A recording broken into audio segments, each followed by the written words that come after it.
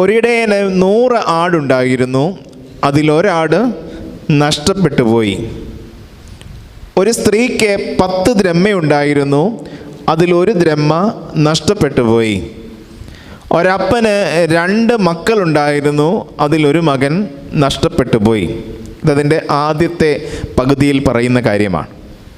ഇങ്ങനെ ഈ നഷ്ടപ്പെട്ടു പോയെങ്കിലും ഇടയൻ നഷ്ടപ്പെട്ടതിനെ അന്വേഷിച്ച് തേടി കണ്ടുപിടിച്ച് അതിനെ തോളിലേറ്റിക്കൊണ്ട് വന്ന് എല്ലാവരുമായിട്ട് ആ സന്തോഷം പങ്കുവയ്ക്കുകയാണ്.